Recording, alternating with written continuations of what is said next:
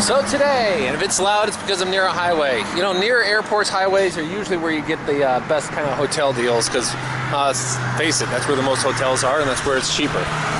But, if you can tell, it's overcast with scattered showers all over the place. So, hopefully we don't get stuck in the rain, but it could happen. But we got the waterproof stuff on. Just the morning check out of the bike. Treads look good. I already checked the brakes or pads are good. No oil underneath it. Yep. It's important every single day to just kind of look over the bike to see if there's anything going wrong or anything that's problematic. So it's one of the first things you do. I don't usually record it. Everything seems good, tight. All right. So we're off. I mean, going through Ohio, I guess southern Ohio is more open than kind of northern Ohio. I'm trying to go south of Cleveland because I'm going to avoid the big cities because, you know, mainly just traffic. Motorcycle traffic is just the most annoying thing in the world. It really is. But we'll get around Cleveland hopefully quickly and further off to some interesting rides.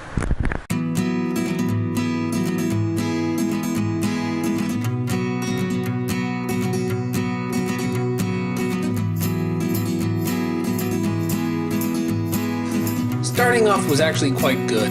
The weather was cooperating at first, and you know, the radar track seemed pretty clean and good as we kind of went through these little areas.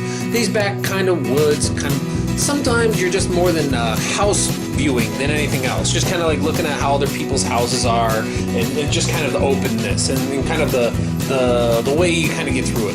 The one thing that was with Cleveland is that it's not really farm and suburb. The kind of middle Cleveland is kind of like a combination. Not quite a farm, not quite a suburb, a suburb, or whatever. There needs to be a word for it. Not really either, but that's how it goes as you kind of move through. Currently, as I pushed further and further, drizzle started to pop up. Now, the interesting thing about drizzle is that it can drizzle really kind of softly, and it doesn't count on the radar map. So you can actually technically, there was a little rain, and I was able to push through it kind of quite easily, so I didn't mind it too much.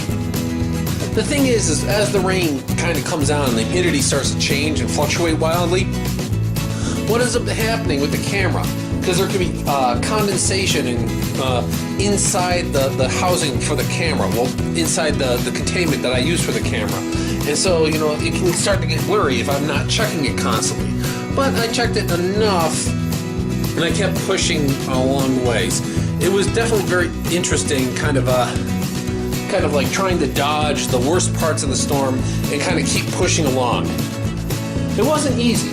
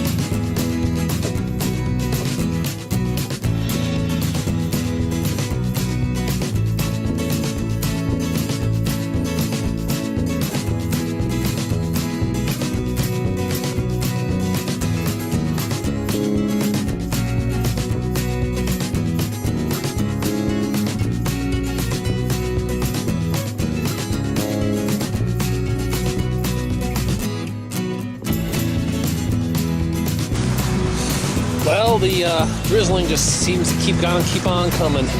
Can't seem to get away from it. Well, not that there's a whole lot to see. It goes from like, you know, city, suburb, to suburb farm kind of thing, then back to suburb, city, suburb, city. So hopefully we'll open up soon. Just got past a few things, see if we can find something. I mean, there's not a lot here. I'm sure they think there is, but there's not. But with a radar map, I was able to avoid, I'm hoping, like some good thunderstorms or whatnot. Eventually you can see here how it's getting hazier and hazier and hazier as I'm pushing further and further west. You can't see a whole lot because it's the condensation inside the casing for the camera itself. I'll occasionally get out and fix that, but can't be done every single time. But there's really not a whole lot to see because it's really wide open area, and I decided to just kind of push through fast. Well, we'll see how this comes out. You know, when it's raining, it's always a problem with fog, condensation. So we'll see what we can see on the film when we get done. But just at a rest stop on the way through, kind of plowing through Ohio. I guess the real reason that I'm kind of taking it quickly is because this is kind of like real flat land. It's not really curvy and all that stuff, and I'm headed into a section of the country which continues to be flat, not very curvy. So, you know, well, might as well just punch through this right now and spend more time at places where it will probably be more enjoyable with the bike. Here I definitely wanted to record so that people can kind of see. It's not raining at the moment, but you can see that dark streak across the sky. You just know that cloud. And as I'm coming along, I'm like, oh God, I know this is just about to pour on me. Now it's bright further on, so I know I'm probably going to go through a brief hit of rain. And you can see it just kind of starts to, like, you know, get wetter and wetter, and you can start to see the rain start to hit the camera, and it get blurry and blurry. This is exactly what it is. And this is something that, you know, it's really, really difficult to kind of push through, but you can, and it can be done, and it's worthwhile.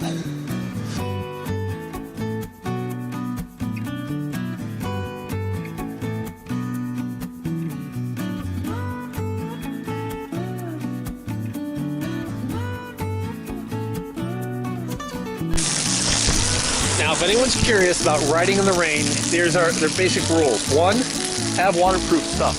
That will help you out immensely. I've got a lot of waterproof stuff, so I don't get, you know, as soaked. Water will eventually find a way in. You have to deal with that. That's thunder off in that distance, but I'm headed towards there where it's lighter up. So I'll be fine. And that's the other thing. Know when to call it quits. When you're wiping more than just once a second, you're wiping like once a second, you're done. Over. Stop. Find a place. Pull over to the side of the road. Get off the road. Nothing good's going to happen if you're spending all your time trying to see. And that's about it. Hopefully this will let up in another mile or so. In less than a mile or so, according to the radar, which I have to hope is correct, it lets up.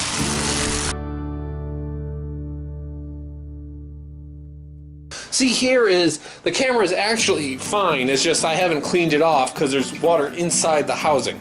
And I should have done it, but I didn't know, but I don't like to stop. But you can see it's already sunlight.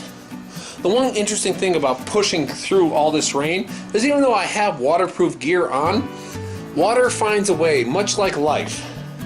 And that water will somehow figure out how to seep in and find its way to definitely get into your boots, to get in everywhere. So you're kind of like, near the end, you're actually covered in a dry jacket, but everything inside is wet. That's how it works.